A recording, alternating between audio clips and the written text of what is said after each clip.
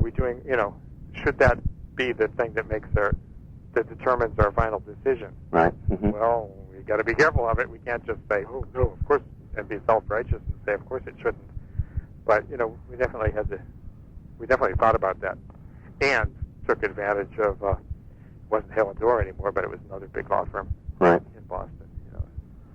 Are we going to get ourselves in trouble here? Do we really have the appropriate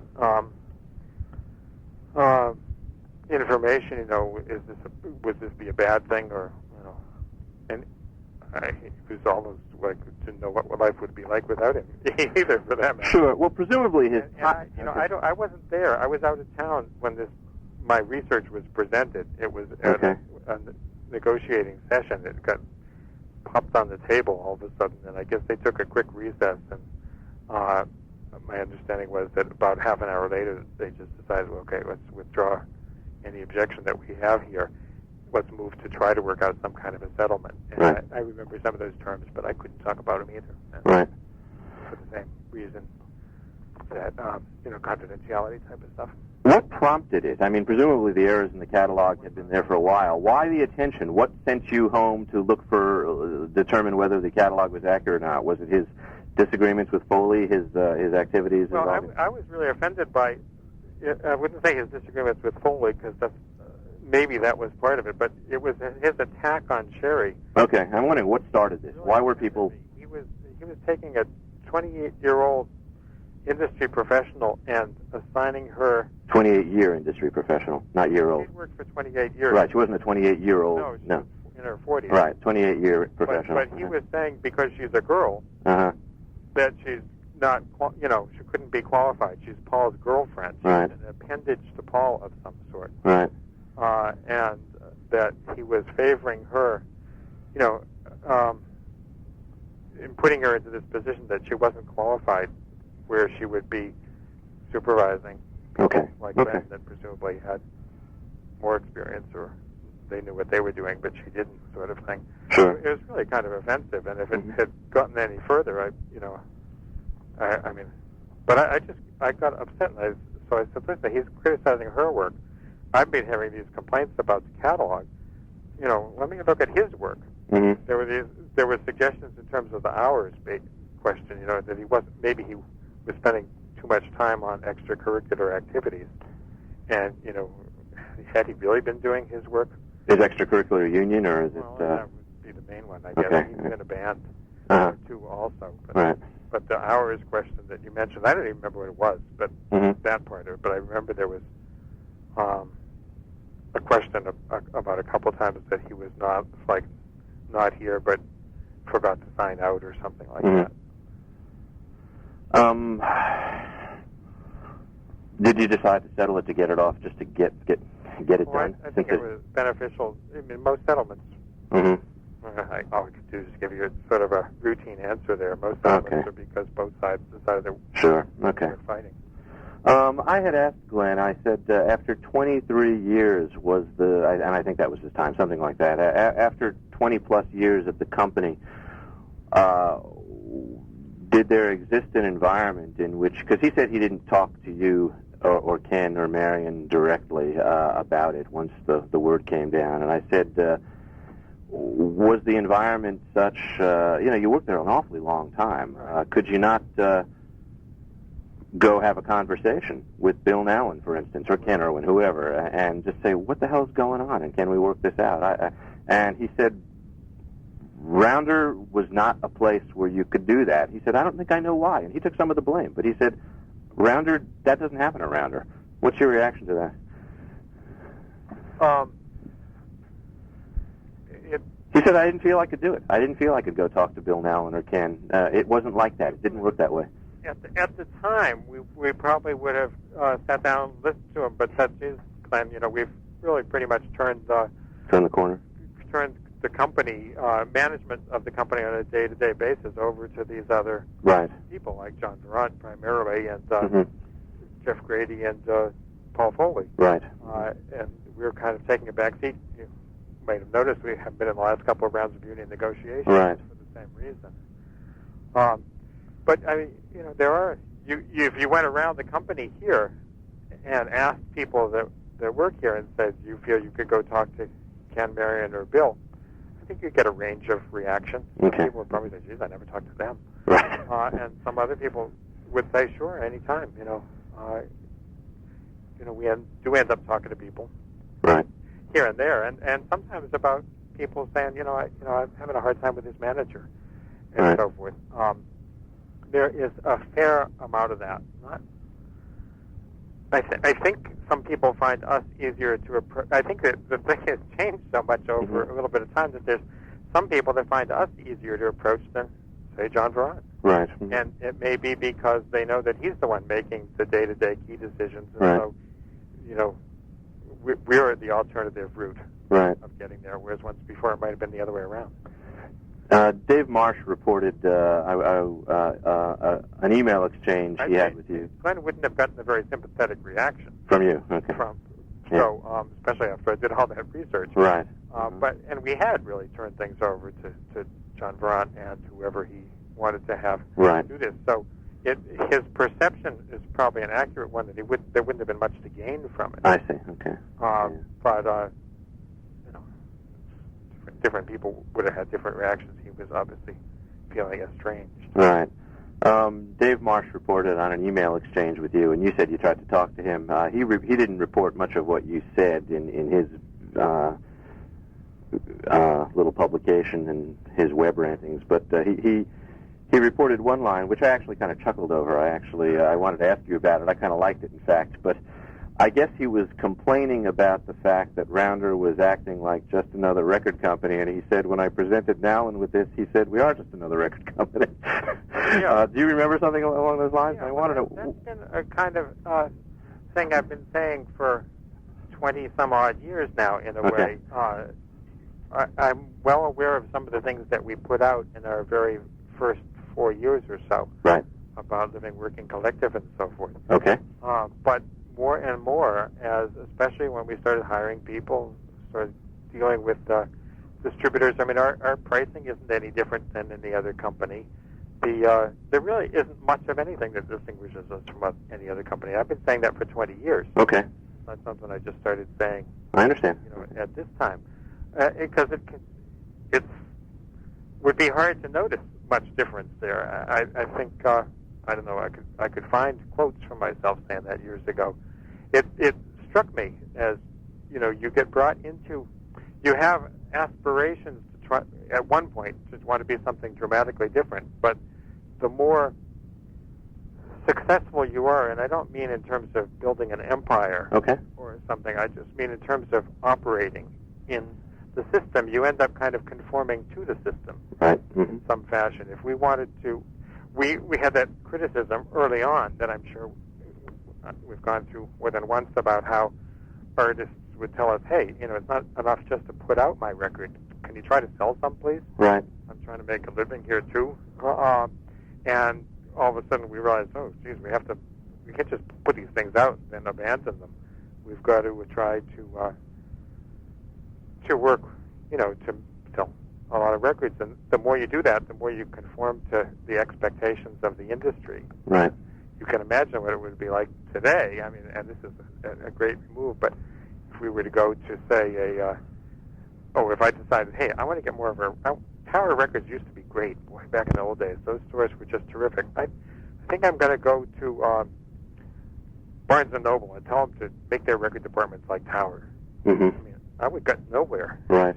They'd say, well, first of all, who are you? Right. You're not the salesperson from Browns. We talked to somebody from Universal. Or, it's just a system. Yeah. If we do get, Barnes & Noble is one of our top 5 customers, I think. So they sell a lot of records for us, but they only do it because we've learned how to work within that system. Right. That's one of the things that somebody like Sherry Sands has been brilliant at, because she knows that stuff. I mean, just listen to her talk about her conversations with buyers and so forth. Really impressive. Okay. Who's Jeff Grady, by the way? I know who Foley is and his job. CFO. Okay, Chief Financial Officer. I'm not sure he even has that precise title, but that's really what he is. Okay. He's not involved per se in the selling or production of records or A&R. No, but at some, I don't remember when he first began here, but it was that big controversy. You said it was like 97, but it was really about 3 years later, I think. Mm-hmm. about the year 2000. Right. Because I looked it up on the computer while we were talking here, and that was the time when Glenn and I see an email. I didn't even open the email, but it just says Glenn Jones is firing April 12th, 2000. Right. Dave Marsh's article, April 11th. So some things that I saved. Uh-huh. And so that was obviously when that controversy was going on. Yeah, no, 97 was the union negotiation in the press release, yeah. Yeah, Foley, the Glenn Jones incident was when you're saying, and I have those Dave Marsh articles. Yeah, sure. I don't take, Dave Marsh he does his shtick. His wife's a lawyer, so I don't know. But I know, it's kind of funny. I can only imagine what kind of conversations they have there. And when it comes to Bruce Springsteen, there seems to his own principles seem to go out the window or something. But, right. Do you ever hear from artists regarding union issues? Does John McCutcheon lobby you on union things, and or Hazel or anybody of that nature? No, not really. John, I probably got one note from at one point, and same Kathy Fink, never Hazel. Right. But then she's kind of retiring. Right. Shy and whatever. Anyhow. Right. Basically inquiring. What's this all about? Uh-huh. And so I gave some rather lengthy answer back again, and I think they just said, I just wanted to check in. Okay. Why has John gone to Red House? That was one of your longest-standing relationships, I'd say. It's because of the union. No, I just kidding. No, okay. Because they didn't have a union, so he figured he'd rather work with a non-union label. Why did John go to Red House? Basically, his records weren't selling well enough for the budget. Uh-huh. And it was just a level of we were paying. Let me go off the record just for a minute. Okay. It's private. Tell me when you're on. And it's a private agreement between him and us, but right. We were paying like $20,000 to get records that were selling 2,000 to 3,500 copies. Right. So now I can go back on the record. Okay.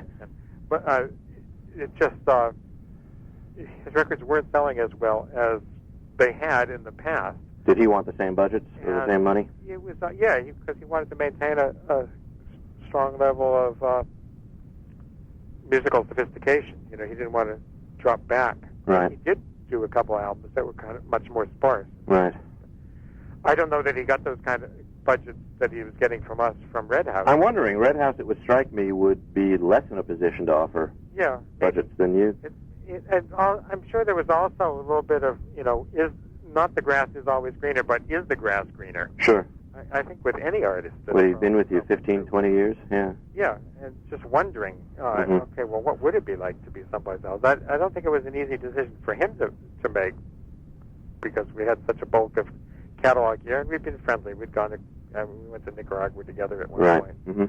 And so forth. We still are friendly. Right. Because, I told him at the time, it was not, we didn't get angry that he left.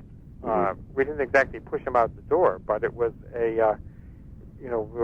he was sensing that there was less than full enthusiasm for maintaining the kind of relationship we'd had with him here, and that would be an accurate perception. We got 7 people on the A&R group, and it was just hard to justify continuing on as before, so it was probably really a good time for him to look.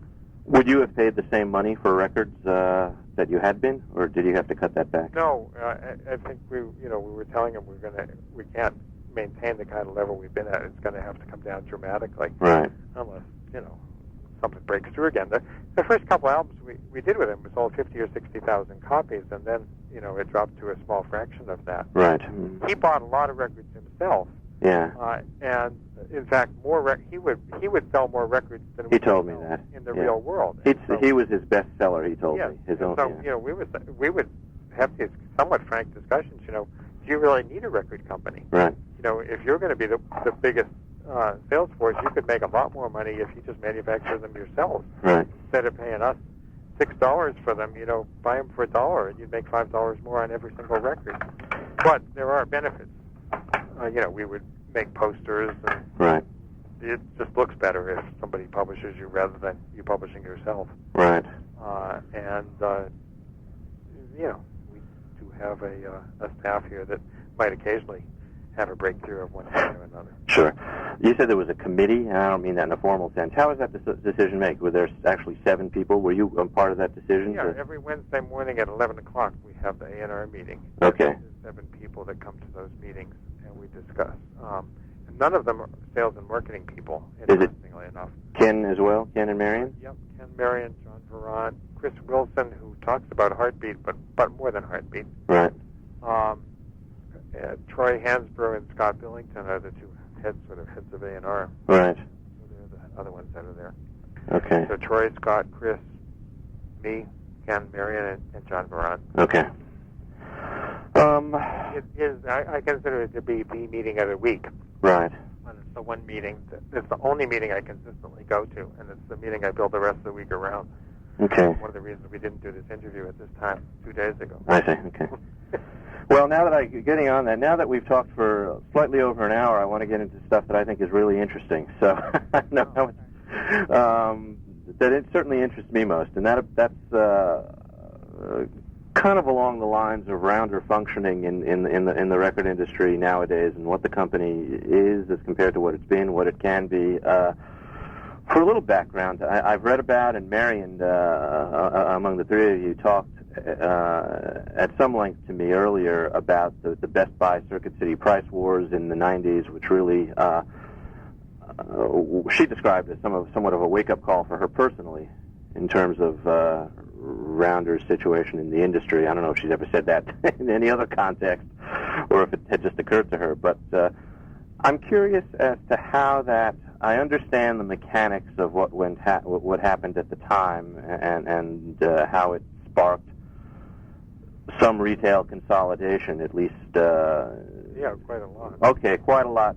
But you certainly emerged from that and grew strong, perhaps stronger.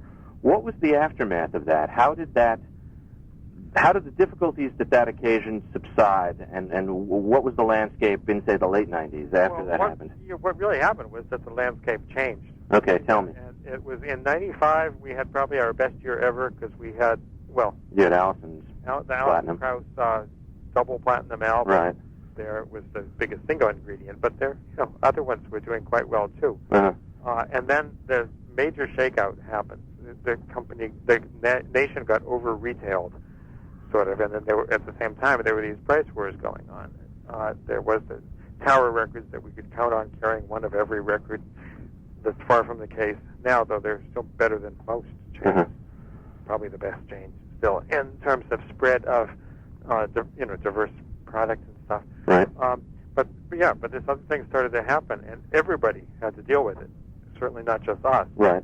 We we took a huge dip, and we got tremendous returns. 30+% of the records that we had thought we had sold came back. This is when now? 96? Basically, it started happening in the middle of 96. Okay. And persisted through the rest of the 90s. Okay.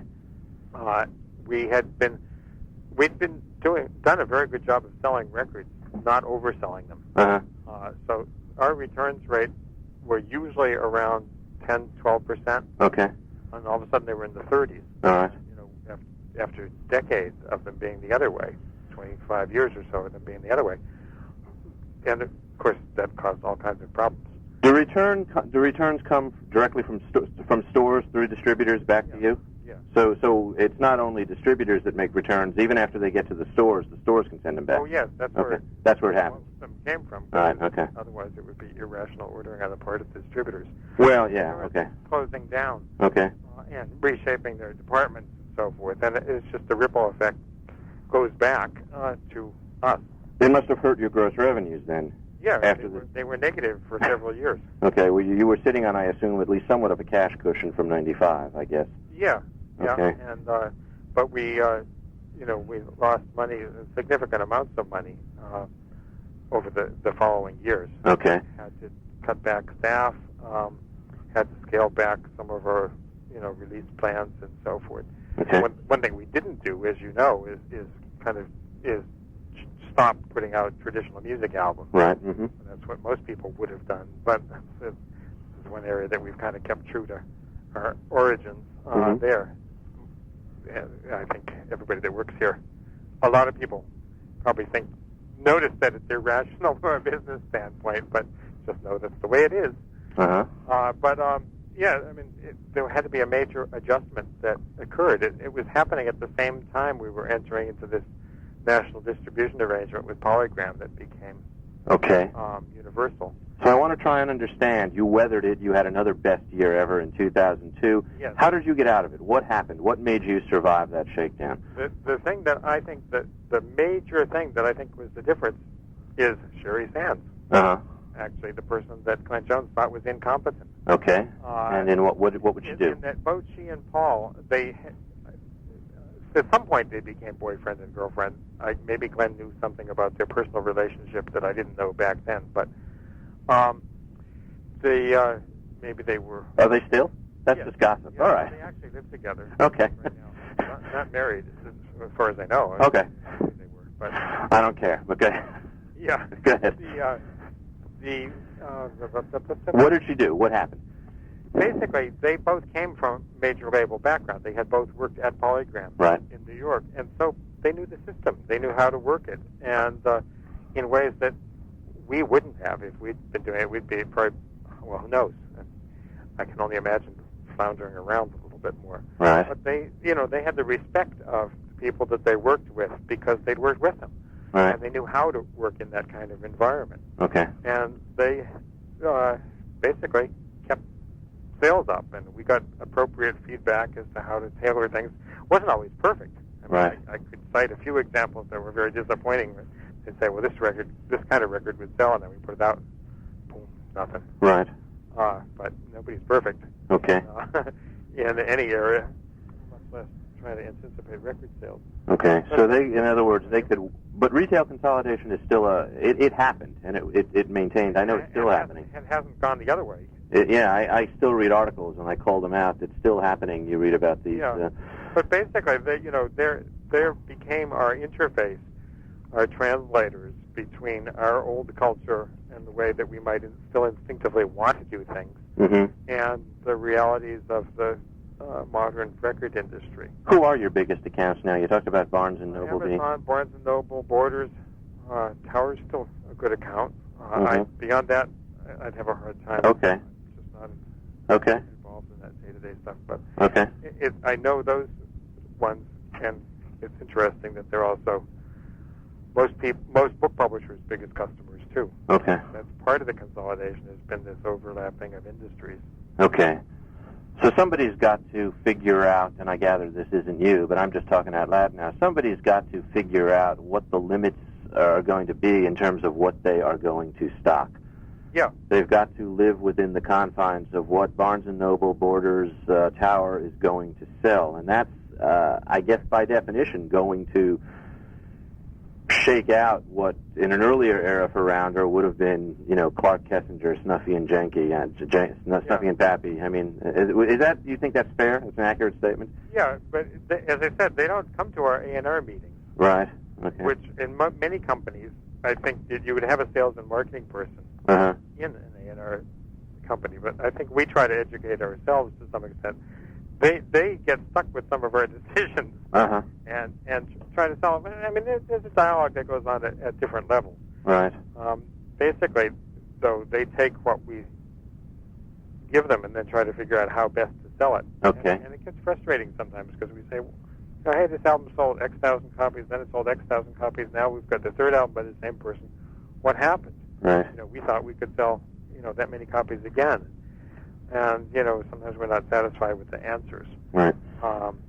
But by and large, at a time in the last several years where a lot of companies have had more difficulty, we've actually, the last 3 or 4 years, have been doing fairly well. Right. Now, is radio consolidation, which is another hot issue on the national landscape, is that a factor you feel that's realistic in your case? I don't know if you ever got much radio play anyway, but do you think radio consolidation... We still rely a lot on college radio. Right. Which is still... even though it's become more of a training ground. Right. Kids want to be professional as opposed to having fun or whatever. So, that's been a problem. Clear Channel buying all these stations, does that genuinely affect Rounder, or are you kind of out of... So. You do think so? Yeah. Okay. Now, that being said, part of the process of adapting is to try to think, well, okay, what kind of, let's pick our battles. We're not going to try to get them to play X record, but maybe this other record right. they could play. And so we put out enough releases that it's not like we only have 4 or 5 albums a year. Right. So, we'll just try to figure out which ones we can work. And so I was trying to figure out, having figured out how to develop lists for specific years, I was trying to figure out what was it about 2002 based on the records that might have made it such a good year. Well, it's interesting because there was an Alison Krauss record in there, which always helps. Mm-hmm. Yeah. Well, first of all, let me ask you this, because it's this is where I'm wondering if I'm coming up with something that's nuts. I mean, I've been hearing that you learned to put out fewer releases, which people had been telling you to do for. That's true. Okay, no, 2002. Now this is everything, including distributed records. Although the computer shows 121 releases, 7 pages of releases for 2002. Some of them are from Temple, some of them are from Traditional Crossing, which are distributed labels. You don't have Lucky 7. There's not too many other distributed labels on this list. Not anymore. Yeah. Not by 2002. No, Traditional Crossing and Temple are the biggest. By Temple's the Scottish one. You must know these things. Yeah. Yeah. Oh, and I know a few things still. You know what? I know a few things still. I guess. Okay. but yeah, basically, my impression has been that we still put out more or less the same number of records we have for the last 15 years or so. Some of these things are Vestipool videos. I don't count those. But but I wouldn't count you're still going to be over 100 releases. Yeah, right. That's the figure that I've always had in mind, is that we put out about 100 albums a year. Okay. Now, there's a couple of things I noticed here that are really different, and one of these is perhaps simply a testament to the fact that you've been around 34 years. It was not an issue in 1975. A whole lot of the year seems to be built around. Now, this was the Oh Brother year. They won the Grammy in February. Yeah, okay. A whole lot of this seems to be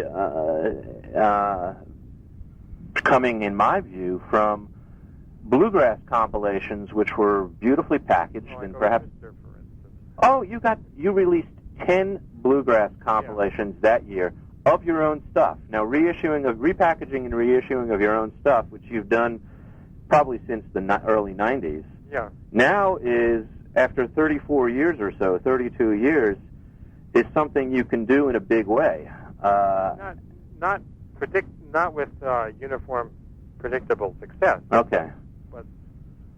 Do you talk about that issue? To what extent do we repackage and sell? Sure. Yeah. Okay. Yeah, and Oh Sister, the first one sold, I don't know, 130,000 yes. copies. Uh-huh. That's $1 million worth of revenue there. Right. Having to go into the studio and cut a new track. Right. You have to pay to get positioning programs in stores and so forth, all that kind of stuff that right. We didn't have to do, but that Paul and Sherry know how to do. Right. But it works. It paid off. On the other hand, there are some of those other albums that we put out that probably only sold 3,000 or 4,000 copies. Oh, you got Bluegrass Goes to Town, Bluegrass, Mother's Day Bluegrass, Christmas Bluegrass.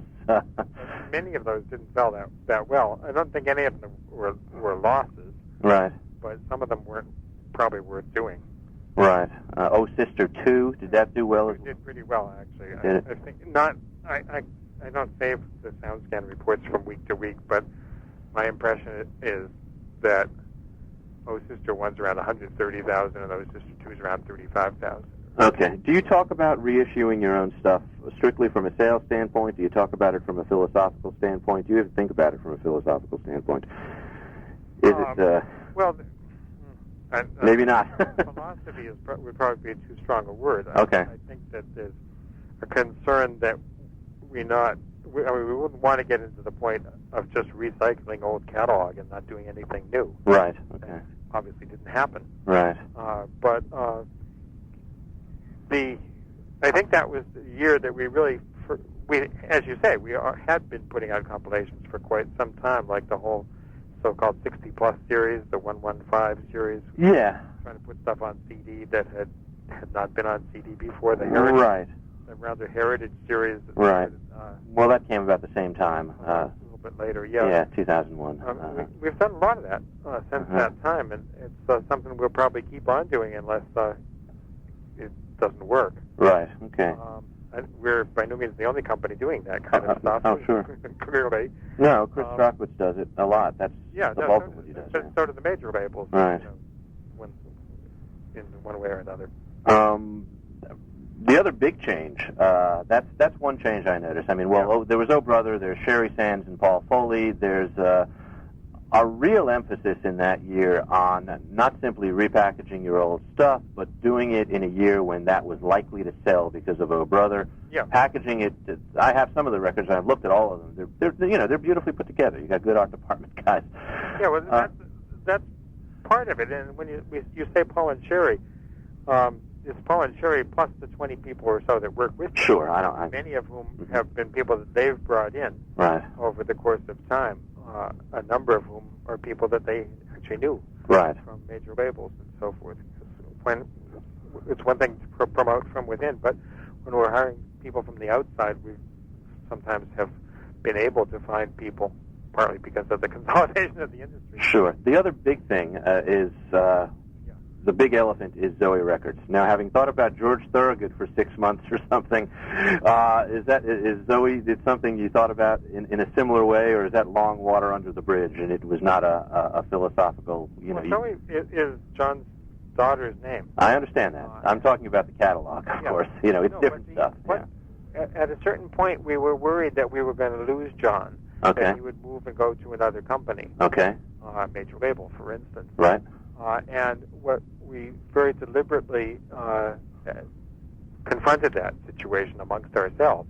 Mm-hmm. And we said we really want to keep him. He's got the right personality here. We all like him. He's hardworking. He has talents in areas that we don't have talents. And we said we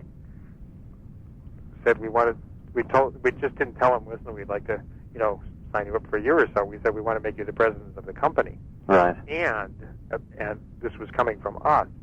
And we would like to create an imprint for you where you can feel freer than you might otherwise.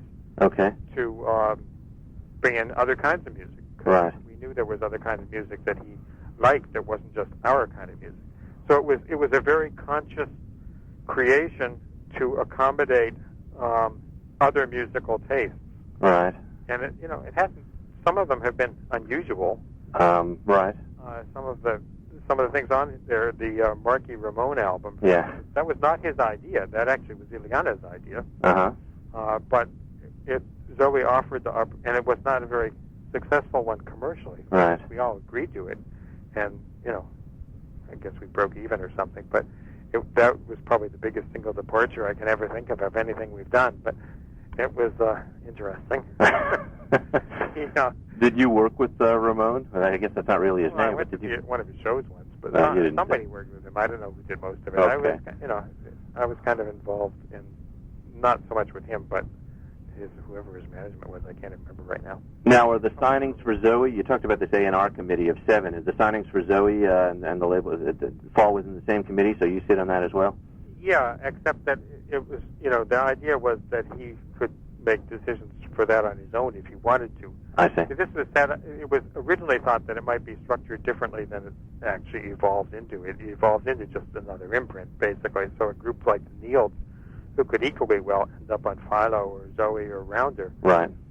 Because he was a particular fan of theirs, and because they had they looked like maybe they were going to be a fresher new band for some fashion. Yeah, I understand that. Let's put them. We talked to them several years before about being on Rounder, but it just didn't work out at that time. But then, we were ready to work together. We thought, well, let's put them on Zoe.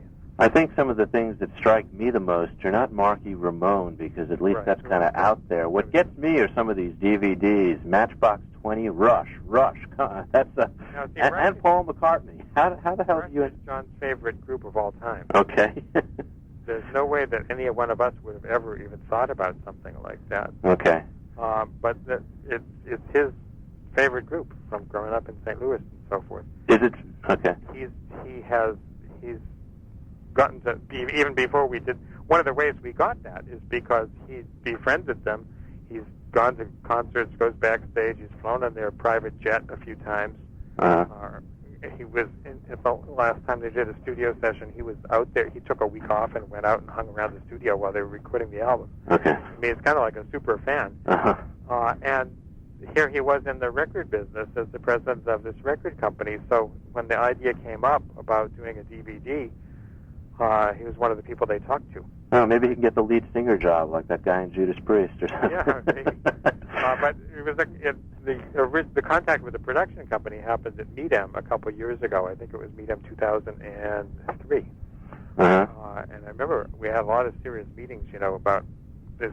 This is a real departure, but well, it's John's favorite group, so they're really pretty popular band. And wow, the 22 camera shoot. Geez, some of the footage we've seen looks pretty good. I mean, I couldn't tell you the name, even now that it's out, I couldn't tell you the name of one Rush song. How'd Paul McCartney come about? They all came to this one production company. Okay. We budgeted Rush, by the way, thinking that we'd break even if we could sell 35,000, and it's about 200. Oh, I would think you'd do very well, yeah, Well, I mean, we looked at, they just have a fanatical fan base, and we positioned the record well and put it out. Well, it was launched appropriately and with a lot of thought and so forth, as opposed to our old-fashioned just, hey, this record's out now. Is it fair to say that any angst over putting out something like that is long gone in Bill Nowlin's mind? Or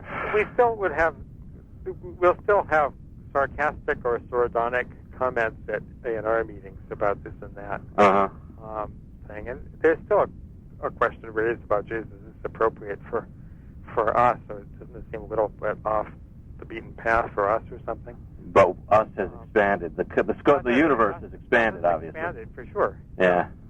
Okay. I've never heard anybody suggest we put out an opera record yet. Okay. Or any classical music, really, although there's certainly some things that have gotten close to that. But I guess mainstream, angst-ridden collegiate rock of the Juliana Hatfield type that's not even blinked at any longer. No, although, if you were to ask Ken Marion and myself, how does this fit in? I think we'd say, well, that's one of John's things. Okay, fine. That's fair. That's actually that's pretty direct. And okay. And he's, although I've seen her and she's okay. But just not. I'd rather listen to an old banjo player myself. Right. I've seen her too. But it was at your showcase. Okay. I take it I'm looking at my great search function now that I just discovered. 53 records since '99, according to what it's showing me right now. On Zoe. Yeah, and when it comes up now, there are albums that we decide to do without deciding what label they're on, because it's not that structured a conversation that takes place. So we decide we're going to do somebody, and then at a certain point, Steve Netsky or somebody in the accounting department will say, well, what number is this album going to be? And I'm the one that assigns all the numbers. And so I'll all of a sudden say, geez, they might be Giants, for instance. Right. Should that be on Rounder or should that be on Zoe? And usually what I'll do is I'll just send an email to John and say, where do you think this album, where do you think it should go? And sometimes there's a little dialogue, or sometimes he just says, that should be a Zoe one. Okay. And, it's not like I care. I take it it's been profitable, if you want to reveal that. Zoe as a label? Well, it's not a standalone thing. Okay, do you segregate those at all? Or? No, okay. We could try to figure it out by doing separate profit and loss statements on each album. Right. But there's no structure. No, John probably knows. I would say that. Yeah. Whether it's more profitable, I don't know. We haven't gotten yet. It's been disappointing, but we haven't gotten yet to the level of sophistication that it's easy to come up with. How did you come up with Buffy the Vampire Slayer? You'd have to ask John. Okay. Some phone call from someone. He has a lot of wide-ranging contacts with attorneys and so forth. It was probably some attorney that he'd worked with on something else. Again, it was one of John's things. His wife is a huge fan of that show. Okay. I tried to watch it once. I couldn't get through the episode. Yeah. I don't know. I understand. I tried. I thought it sounded like I don't know. Some shows like that, well, not like that, but I'll pick one or two shows that I'll try to follow. A couple of other things I've noticed, Zoe is a huge change. Repackaging of your own stuff is a something in which there's been a dramatic upsurge, I'd say, in the last few years. And I find that interesting. I don't say that as a criticism. It's interesting to me. It says something about the length of time we've been looking into traditional music, and it's been getting recorded and out there. Your history is now a longer period than you reached back for in some cases in 1970. But another thing that I've noticed on the other side of the coin is that you've pretty much ceased to be a Louisiana label, and just a few years ago. Do you have any idea why that is so? And do you think about it and want to get back? It's not entirely true, but if you look at the number of releases, and they've dropped dramatically. You don't have any new bands. You got. You're not signing the bands anymore, if anybody is. There's Charivari. By Charivari and the Magnolia Sisters. And those are back to 2099, but yeah. There's new ones in the works. They are, okay. Both of them, I think. I've heard them just discussed them last week. Okay. Steve Riley, if he was ready to come up with another thing. Yeah, you just did one of his late last year. Uh-huh. But the bottom has fallen out of sales. Okay. Just as you won't see that many recent Bullseye Blues releases. That's the next thing I was going to say. That label is dormant, pretty much for 3.5 years now. Yeah. Two things that it's just like what? Uh-huh. Are you with me? Yeah. I'm here. Okay. Yeah, and you're gone in Zydeco, in Black Zydeco. Gone. Yeah. It'd be nice if there was another Bojack that came up, and I think Scott still would hear through his contacts. Right. If some new band came up that we ought to take a look at. But it's been, Cajun albums used to be like predictably successful. Mm-hmm. But I don't think Beau Soleil's put out a record for about 5 years now or so. Actually, I think they have. No, they haven't. They're working for Rhino, I believe now. Is that they had been. Is that gone? Well, at least about 2 years ago, I think Michael said that relationship was up, and the last thing they put out was a best of or something. And right. I just don't think he's touring that much anymore. Yeah, I don't want to beat a dead horse. Obviously, at another stage, you would have just found a band or found some guy and thrown out the record, and the realities don't exist any longer for doing that, I take it. You can't just find some interesting... If we found somebody that we really were intrigued with and thought they were really good, I'm sure we'd do something. There's still this one old-time guy down there that I'd love to put out a record of. I couldn't come up with his name right now, but there's this one guy that we talked to several times. He's never made a record, but he's one of the old original guys. I don't know if he could even make a record right now, but there's certainly we actively talk about with the book side trying to get out of Balfa Brothers a combination, book record combination of some kind. Oh, that brings up something. This story comes to me by way of Archie Green, who heard it from Bill Malone. So there's your sources. This is, and then maybe you don't know about it. Bill Malone is doing a combination biography songbook on Hazel Dickens. Yeah. And he wanted you guys to do a compilation CD, and was, according to Archie, distressed at being turned down. Is that an accurate reflection, and why? What's going on there vis-a-vis you? I don't remember all the details of that, so I might mischaracterize them. Okay. Mischaracterize it in some fashion, but I seem to recall the idea that there was some extravagant suggestion made to us, like that somebody, without us getting any paid for it, they would put out a 30-track compilation of all of Hazel's stuff. Okay. And it was just like, what? Okay. Why would we do that? Okay. We put that out ourselves. Okay. That is, I'm sure what I just stated was too extreme. Right. But it was something that was quite far out there. Right. I would ask Ken, because he would know that one better, because he still is very friendly, of course, with Hazel. Sure. But it was it seems like a really off-the-wall, extravagant request. And, sort of made all in the interest of Hazel, but we weren't exactly sure it was really in her interest. Right. Either. I take it there's some deference given to what the Rush story says that, to what John Ron would like to do. Put out 40 40 songs, I think. Oh, okay. We had our own heritage album coming. Right. And I think we tried to talk about some way that they could co-market. We could, collaborate or something. Right. We agreed. They wanted to put out a I'm just pasting emails here. They wanted us to have them do a 2 CD set that they would include with the book. And we offered a 4-song sampler, slight difference. That Yeah.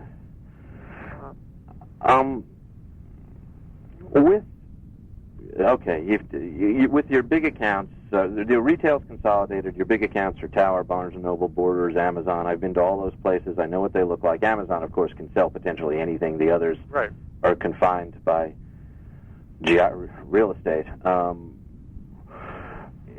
Could the rounder that you started exist today, do you think? Where would you... I gather that you today could not sell a John Lee record, a Battering Ram record, a Mountain Moving Day record, although I know you're putting it out, but it comes out as a historical artifact, which is different. Yeah. You couldn't sell a George Pegram record, a Spark Gap record, because they were not really a touring band. I mean, is that fair to say? All these bands would probably not make the cut in the rounder of today, I think. Do you think that's reasonably fair? I don't know if it could make the cut anywhere. I'm trying to get to that. Well, I don't know, in that if we put out a record by Teresa McClellan doing Cape Breton fiddle songs, how is that different? Okay, okay. I guess it's the number of them. Yeah, maybe. Well, I'm not sure the number has changed that much either. In that if you go through those 100-some releases, are 10 of them pure traditional records? I'd have to look. I'm on the Zoe page now. If 10 of them were, how many pure traditional records did we put out in 1984? Yeah, but I'm talking of new stuff. I don't want to count your own repackagings, although I'm not sure. Yeah. I'm talking about getting out people that have not been heard. Yeah. Well, they're probably, I don't know. We try to have some of those. Clarence Bucaro, for instance, is a recent guy. Yeah. It doesn't look like anything's happening there. Right. He's not a traditional guy. Yeah, but he's a guy that never had a record out before. Oh, sure. I mean, I saw him at the Focal Lines at your showcase at Varsity. Oh, okay. So I know what he sounds like, and I actually went and listened to the record, at least on what you can hear on iTunes. But the Lowell Folk Festival. Yeah, I mean, he's a folkie with a kind of bluesy voice, but he's a folkie certainly. I love the kid's website. He's got all this 60s, like a real free spirit. He seems like. He came to mind as an example.